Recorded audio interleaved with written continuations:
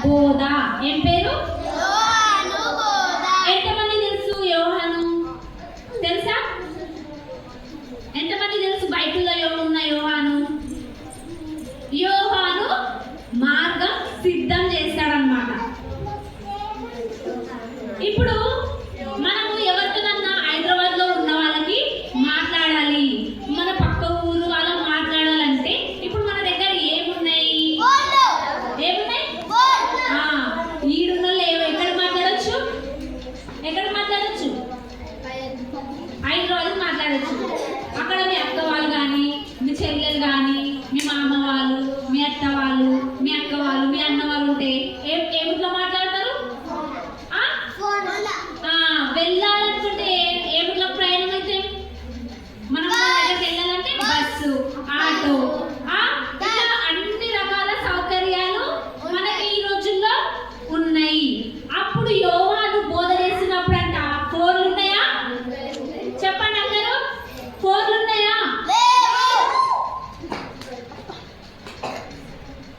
కూర్చో. చెప్పండి, ఫోన్లు ఉన్నాయా? బస్సులు ఉన్నాయా? పుట్టినా ఆ కాలంలో? ఆ కాలంలో ఏం లేవంట, బస్సులు అలాంటి ఏ సౌకర్యాలు లేనప్పుడు మనం మాట్లాడాలంటే ఫోన్లో మాట్లాడవచ్చు. పోవాలంటే బస్సులు ఉన్నాయి కాబట్టి 2-3 గంటలలో మనం పోవచ్చు. అలా అప్పుడు అక్కడ ఉన్న ప్రజలందరికీ, ఆ ప్రాంతానికి అందరికీ ఒక విషయం చెప్పాలన్నా ఏం చేయాలి? ప్రయాణం అయిపోయి ఒక దూతను అంటే ఒకరిని ముందుగా పంపించి ఏమైనా మాట చెప్పాలి. దేనికైనా సిద్ధంగా అండి, మా దగ్గర ఫంక్షన్ ఉంది, రండి, ఇక్కడ వేరే ప్రోగ్రామ్ ఉంది అని చెప్పాలంటే ఏం చేయాలి? మార్గం సిద్ధం చేసుకొని వాళ్ళ దగ్గరికి ప్రయాణం అయిపోయి నడుచుకుంటా, లేదంటే దోణి అంటే అదే ఉంటాయి కదా, అందులో వెళ్ళడం కానీ అట్లా పోవాలన్నమాట. ఆ రోజుల్లో యోహాను బోధిస్తున్న కాలంలో యోహాను ఎవరంటే, ఎవరి కుమారుడు అంటే జకర్యా ఎలిజబెత్ కుమారుడు. తెలుసా జకర్యా ఎలిజబెత్? వాళ్ళు వృద్ధాపంలో కొడుకు పుడతాడు. ఎవరు? జకర్యా ఎలిజబెత్లకు ఎవరు పుడతాడు? యోహాను. దేవదూత ప్రత్యక్షమై మీ కుమారుడు పుడతాడంటే ఆయన ఎవరో కాదు, ఎవరు? యోహాను. ఈ యోహానే మార్గం సిద్ధం చేస్తున్నాడు. ఎవరికంట? బోధిస్తున్నాడు. ఎవరి గురించి బోధిస్తున్నాడు? దేవుని గురించి.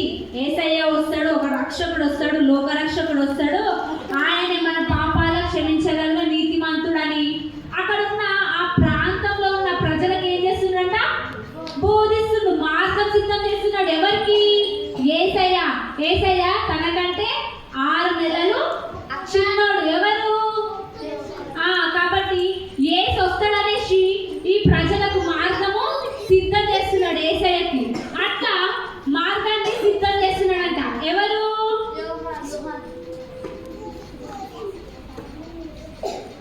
యోహాను సాధారణ జీవితాన్ని గడుపుతూ అరణ్యంలో ఏకాంతంగా ఉన్నాడు.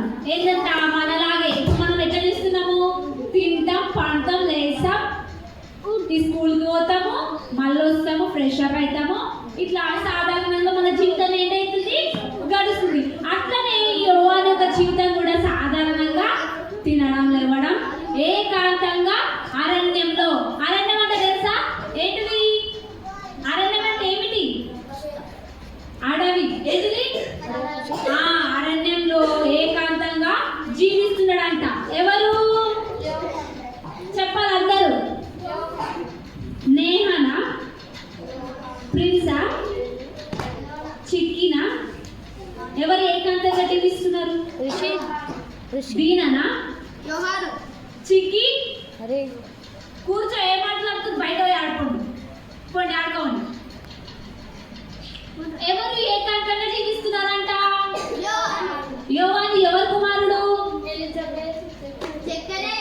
జకర్యా ఎలిజబెత్ కుమారుడు. అయితే ఈయన ఏం చేశాడని చెప్పిన కథ పేరు? యోహాను బోధ. బోధ అంటే ఏమిటి? ప్రజలకు వార్తలు చెప్పడం. ఇప్పుడు నేను ఏం చేస్తున్నా? సువార్తను ప్రకటిస్తున్నా. ఎవరి గురించి బోధిస్తున్నా? దేవుని గురించి. అలాగే ఎవరు బోధిస్తున్నట? యోహాను ప్రజలకు బోధిస్తున్నట. అరణ్యంలో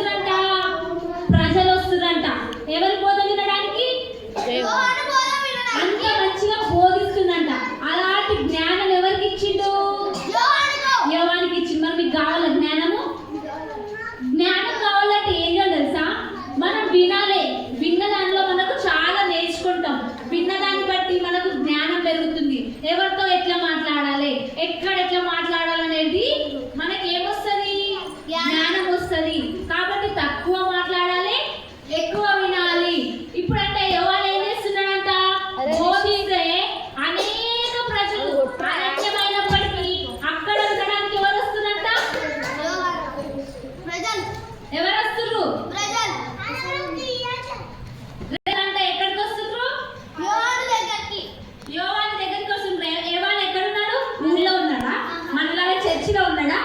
ఎక్కడ ఉన్నారు? అరణ్యంలో ఉన్నారు. అక్కడ తమ జీవితాన్ని బైబిల్ చిక్కి బయట జీవితాలను అంటే ఇప్పుడు మీరు ఎన్నో బాధలతో జ్వరంతో తర్వాత ఏదో తప్పు చేసి ఉంటారు, స్కూల్ ఏదో ఒక అబద్ధం ఆడుంటారు.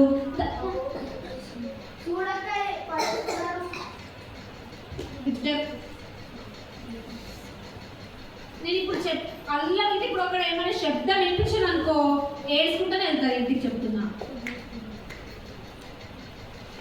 నిఖిత కూర్చో, కత్తి ఫస్ట్ లేపడి గెంజి. ఇక్కడ చూడండి మీరు, మన జీవితాలు ఏమైపోయినాయంట, పాడైపోయినాయంట. అబద్ధాలు ఆడడము, చెడ్డ మాటలు ఆడడము ఇట్లా చేస్తుంటే ఎవరు బోధ వినడానికి వచ్చిందంట? యోహాను బోధ వినడానికి వచ్చి మన జీవితాలను సరి చేసుకుంటున్నారంట. ఆడిన అబద్ధాలు ఒప్పుకుంటున్నారంట. ఏమని? నేను అబద్ధాలు ఆడినా, నన్ను క్షమించు, నేను వాళ్ళకి మోసం చేసిన, ఇంకొకసారి మోసం చేయ, వారి దగ్గర అక్రమంగా డబ్బు తీసుకున్నా, చెప్పకుండా దొంగతనం చేసిన అనేసి వారి జీవితాలను ఏం చేస్తున్నారంట? సరి చేసుకుంటుర్రు. ఏం చేస్తుర్రు? మళ్ళీ మీరు ఒకవేళ మీ జీవితాలను సరి చేసుకోకపోలేదు అనుకో, మీరు అట్లనే జీవించడానుకో, అబద్ధాలు ఆడుకుంటా, చెడ్డ మాటలు ఆడుకుంటా, గలిస్తాడు అని ధైర్యంగా చెప్తున్నాడంట. బహిరంగంగా ఏమని? మీరు ఒకవేళ ఈ తప్పులను విడిచిపెట్టలేదనుకో, ఈ తప్పులను విడిచిపెట్టలేదనుకో ఏం చేస్తాడు? శిక్షిస్తాడు. మీకు ఏం చేస్తాడు? శిక్షిస్తాడు. ఆ నరకం ఉంటది అనేసి వాళ్ళకు దేవుని యొక్క మాటలని చెప్పి చెప్తున్నాడు. అదే విధంగా దేవుడి నుంచి వచ్చే హెచ్చరికలు కూడా చెప్తున్నాడు అనమాట. వారు యోర్దాను నదిలో బాప్తిసం పొందారు. అట్లా ఇన్న వాళ్ళు చాలా మంది అప్పటికప్పుడే మారుమనసు పొంది బాప్తిసం కూడా తీసుకుంటున్నారంట. ఏం చేస్తున్నారు? మీరు ఎంతమంది బాప్తిసం తీసుకున్నారు? తీసుకున్నారా? బాప్తిసం తీసుకోవడం అంటే ఏమిటి? మారుమనసు పొందడము, ఇక పాత జీవితాన్ని వదిలిపెట్టి యేసయ్యలో నూతనంగా జన్మించడం. ఎంతమంది తీసుకున్నారు మరి? తీసుకున్నారా? ఎప్పుడు తీసుకుంటారు మరి? అంటే రూల్ ఉందా పెద్ద అయినా తీసుకోవాలి? ఎప్పుడు తీసుకోవాలి? ఎప్పుడైనా తీసుకోవచ్చు. మనలో నిజాయితీ, నమ్మకం, దేవుని పైన ప్రేమ ఉంటే మనం చిన్ననాటి నుండే, బాలుడైన సమయం ఎప్పటి నుంచి, చిన్న ఉన్నప్పటి నుంచే దేవుని మందిరంలో ఎదిగింది కాబట్టి ఆయన అప్పుడే తీసుకుంటారు. మరి మీరు పెద్ద అయినాక, పెళ్ళి అయినాక అప్పుడు తీసుకుంటారా?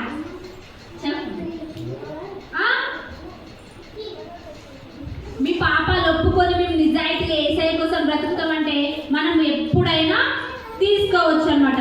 జకరియా కుమారుడైన యోహానుతో దేవుడు మాట్లాడాడు. ఎవరితో మాట్లాడుతుందంటే యోహానుతో. ఎవరు మాట్లాడుతున్నాడు? దేవుడు మాట్లాడుతున్నాడు. ఆయన ఎంత నీతిగా యథార్థంగా ఉంటే దేవుడు మాట్లాడతాడు కదా. అప్పుడు జకరియతో యోహానుతో దేవుడు మాట్లాడుతుందంట. దేవునికి బాధ కలిగించే పనులు ఏమి చేయకండి. వాళ్ళని చెప్తున్నాడు ప్రజలకు, మీరు దేవునికి బాధ కలిగించే పనులు ఏమి కూడా చేయకండి. బాప్తిసం పొందండి, చెడ్డ పనులు విడిచిపెట్టండి, ఇప్పటి నుంచి అంటే మారుమనసు పొందండి, దేవుల్లో ఎదగండి, బాప్తిసం పొందండి. బాప్తిసం పొంది ఆయన, మీరు ఒకవేళ బాప్తిసం పొందితే మీరు ఇంతవరకు చేసిన ప్రతి పాపములను ఏం చేస్తాడు? క్షమిస్తాడు. ఏం చేస్తాడు? యేసయ్య క్షమించగల దేవుడా? క్షమించడా? మనం ఎంత పాపాలు చేసినప్పటికీ యేసయ్య దగ్గరకు వచ్చి, ప్రభువా నేను ఈ పాపం చేసిన, నన్ను విడిపించవా అంటే క్షమించడా? క్షమిస్తాడు. కాబట్టి అదే చెప్తున్నాడు ఏమని, దేవుడు మిమ్మల్ని క్షమిస్తాడు. మీరు బాప్తిసం తీసుకోండి, తర్వాత యేసయ్యకు మళ్ళీ తీసుకున్న తర్వాత బాధ అస్సలు కలిగించకండి. ఏమన్నా ఆస్తులు అడుగుతున్నా దేవుడు? ఏమంటున్నారు? చెడ్డ పనులు మాత్రమే చేయకండి అంటుండు. ఏమంటుండు? చెడ్డ పనులు చేయకండి అని అంటుండు. యోర్దాను నది ప్రాంతాలన్నీ తిరిగాడు. అక్కడ చుట్టూ ఉన్న ప్రాంతాలకు అంతా సువార్తను ప్రకటిస్తున్నాడు.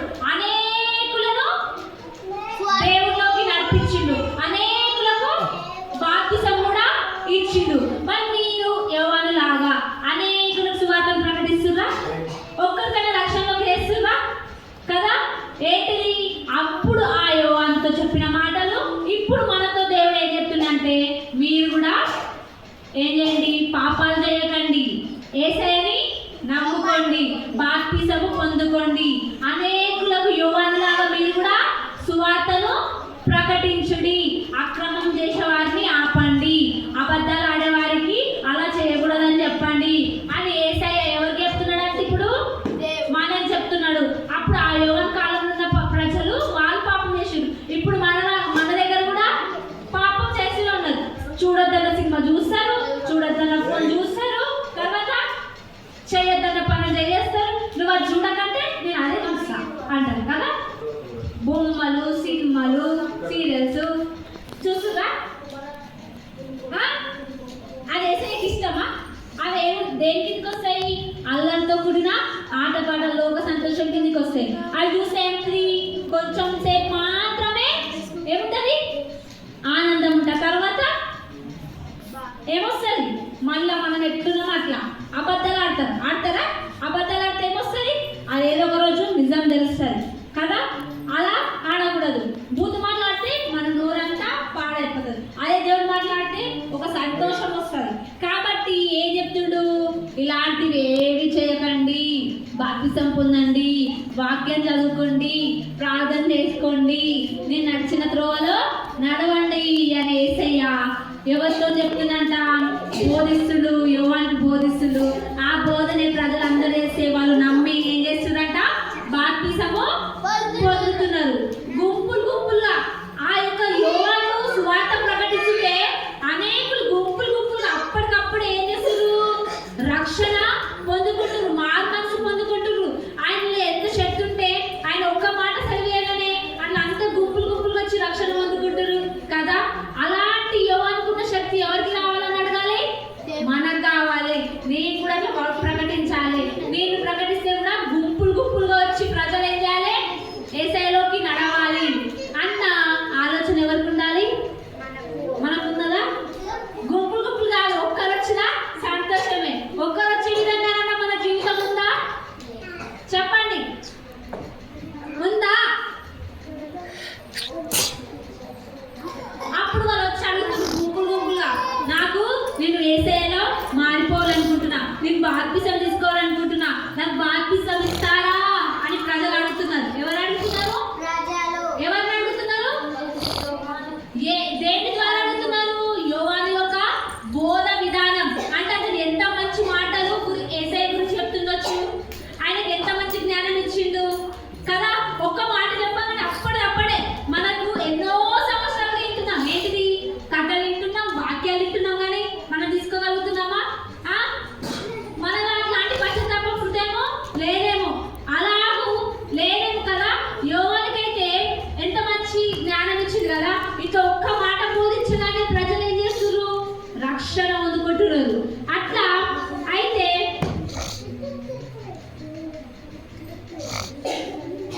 సరుకులారా, మీరు చాలా చెడ్డవారు, దేవుని సంతోషం కలిగి పనులు చేయాలని చెప్పారు. అదే మాట చెప్తున్నాడు. ప్రతి చోట ఏం చెప్తున్నారు? మీరు విషం కాకుతుర్రు. మీరేం చేయండి? దేవుడి మాట వినండి, ఇప్పటికన్నా లోపడండి, దేవుడికి లోపలి జీవించండి, ఇప్పటి నుంచన్నా చెడ్డ పనులు చేయకండి.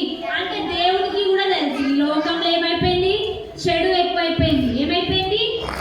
ఎక్కడ చూసినా చెడే, మంచి అనేది ఏడే అనిపిస్తుంది. అంత అవినీతే. ఎక్కడ చూసినా, దేంట్లో చూసినా, ఏ ఊట్లైనా కానీ అవినీతి జరుగుతుంది. న్యాయం జరుగుతుందా? లోకం మొత్తము ఏది నోవా ఓడగట్టి తెలుసు కదా. ఆ కాలంలో జరిగినట్లు ఒక్కరు కూడా నీతి మంతులు లేకుండా మొత్తం ఏమైపోతుంది? పాపంలో, ప్రతి దాంట్లో న్యాయం లేదు, అంత అన్యాయమే.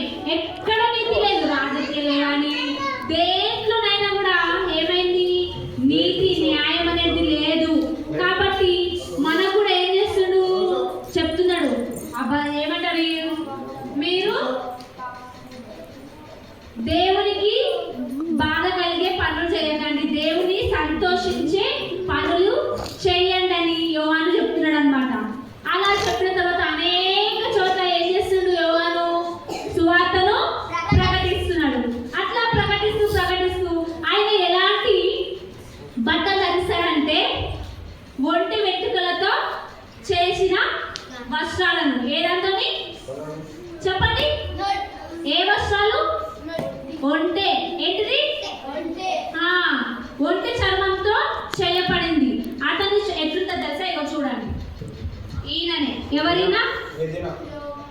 ఈయన ఎవరు? యోహాను. చూపి అక్క. అనేక ప్రజలు గుంపులుగా వచ్చి బాప్తిసం తీసుకుంటున్నారు. చూడు, వాటర్ కనిపిస్తుందా? కనిపిస్తుందా? ఇగో ఇక్కడ యోహాను నిలబడ్డాడు. కనిపిస్తుంది అందరికి? ఏడున్నాడు యోహాను? ఇక్కడ లాస్ట్కున్నాడు. ఇక్కడ ఎవరు? ఇగో ప్రజలందరూ కూడా ఏం చేస్తున్నారు? ఇగో వాటర్ ఏం చేస్తున్నారు? బాప్తిసము ఇస్తున్నాడు. అనేక ప్రజలు వచ్చి బాప్తిసము తీసుకుంటున్నారు. అయితే అట్లాగూ ఒక రోజంట నా దేశం మొత్తం తిరుగుతున్నాడు. దేశం మొత్తం తిరుగుతుంటే అనేకులు వచ్చి అతని దగ్గర బాప్తిసం పోతుంది. యెరూషలేము నగరం వివిధ జిల్లా యోర్దాను నది ప్రాంతం లోయ నుంచి కూడా వచ్చారు. ఏవారు వెళ్తే వారు మేము చెడ్డ పనులు చేశామని దేవుని ముందు ఒప్పుకున్నారు. అందరూ మేము చెడ్డ పనులు చేసినాము, మమ్మల్ని క్షమించండి, ఇప్పటి నుంచి చెయ్యమని బాప్తిసం తీసుకుంటారు. ఆ యోర్దాను నదిలో ఒక రోజు అట్లనే ఇస్తున్నప్పుడు యేసుక్రీస్తు వచ్చిందంట. ఎవరు వచ్చిర్రు? ఎక్కడికి? యోహాను బాప్తిసం ఎక్కడైతే ఇస్తున్నాడో అక్కడికి ఎవరు వచ్చిర్రు? ఎవరు వచ్చిర్రు? ఆ ప్రాంతం గలిలయ ప్రాంతం. ఏ ప్రాంతము? గలిలయ ప్రాంతంలోని యోర్దాను దగ్గర యోహాను బాప్తిసం ఇస్తున్నాడు ప్రజలకు. ఆ సమయంలో అక్కడికి యేసుక్రీస్తు వస్తాడు. ఎవరు వస్తాడు?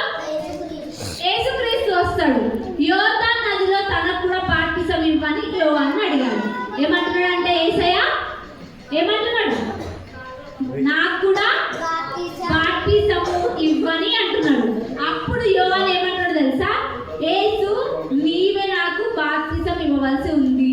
ఈయనెవరు? యేసయ్య తండ్రి యొక్క కుమారుడు. అప్పుడు యోహాను ఏమంటుడు? అయ్యా నేను కాదు, నువ్వే నాకు బాప్తిసము ఇవ్వాల్సి ఉంది అనేసి అన్నాడు. అందుకు యేసు ఇప్పుడు నీవు నాకు బాప్తిసం ఇవ్వు, మనం ఇలా జరిగించుట దేవునికి ఇష్టము. ఇలా నువ్వు బాప్తిసం ఇవ్వడము దేవుని చిత్తము, ఇలా ఇవ్వడము దేవునికి ఇష్టము. నువ్వు నాకు బాప్తిసం ఇవ్వాలి, ఇది దేవుని చిత్తము అనేసి యోహానుకు యేసుక్రీస్తు అంటాడు. యేసుక్రీస్తుకే బాప్తిసం ఇచ్చింది. ఎవరు కదా? అవును. అలాంటి దంత మనకు ఉందా? చెప్పండి. ఉంటది. మీరు కూడా పాస్టర్ అయితే మీరు కూడా ఇవ్వచ్చు అనేకులకు బాప్తిసం. ఎంతమంది అవుతారు? సేవకులు అయితే మీరు కూడా అనేకులకు ఇవ్వచ్చు.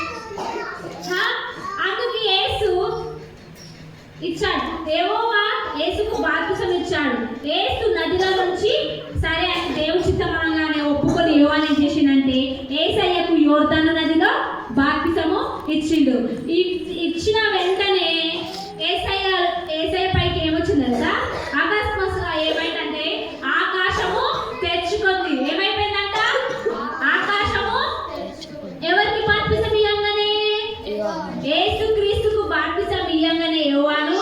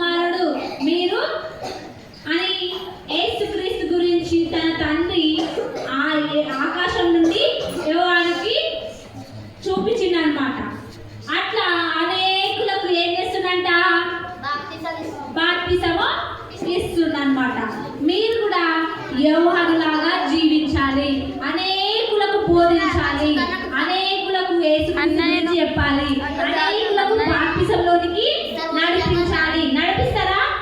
ఎంతమంది నడిపిస్తారు బాప్తిసంలోనికి? ఫస్ట్ మీ ఫ్యామిలీని, మీ కుటుంబంలో ఇంకా ఎవరైతే యేసుక్రీస్తుని అంగీకరించలేరో, బాప్తిసం నీటి బాప్తిసం తీసుకోలేరో వాళ్ళందరినీ ఏం చేయాలి?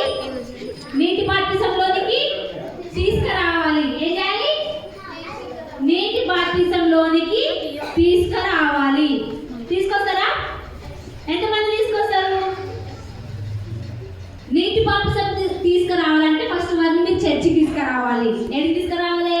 మీ మమ్మీకి, మీ డాడీ కానీ ఎవరైతే చర్చికి రారో వాళ్ళకి మమ్మీ డాడీ చర్చి పోదాం, మనమే పోకపోతే మనం ఇంకా వేరే వాళ్ళని ఎలా మార్చుతాము అనేసి మీ మమ్మీని, మీ డాడీని చర్చి తీసుకురావాలి. మెల్లమెల్ల చర్చి తీసుకొచ్చిన తర్వాత బాప్తిసంలోనికి నడిపించాలి. అప్పుడు యేసయ్య సంతోషిస్తాడు. అమ్మా, నా బిడ్డలు ఎంత మంచిగా వాళ్ళ మమ్మీని వాళ్ళ డాడీని మార్చిర్రు, వెరీ గుడ్ అని ఇంకా ఆశీర్వదించి దీవించి మీకు ఇంకా ఇంకా ఇంకా ఇంకా చదువులో కానీ అన్నిట్లో ఉన్నత స్థాయిలో నిలబెడతాడు కదా. ఇప్పుడు ఎంతమంది మీ మమ్మీ డాడీని చర్చి తీసుకొస్తారు? మళ్ళీ బాప్తిసం కూడా తీసుకోమని చెప్పాలి. ఏమైనా చెడ్డ అలవాట్లు ఉంటే మానుకోండి, యేసయ్యకి ఇష్టం ఉండదు, యేసయ్య బాధ పెట్టొద్దు, ఇప్పటికే మనం చాలా మన కోసం ఇచ్చేసేసి అనేసి చెప్పాలి. అర్థమవుతుందా? మీరు ఇప్పుడు ఏంటి కథ ద్వారా ఏం నేర్చుకున్నారు? అనేకులను ఏం చేయాలి? సువార్త ప్రకటించాలి. సువార్త ప్రకటించి బాప్తిసంలో తీసుకురావడమే. అనేకులను యేసయ్యలో ప్రకటించాలి. యేసయ్య గురించి ప్రకటించి బాప్తిసంలోనికి, కొత్త జీవితంలోనికి తీసుకురావడము. సరేనా?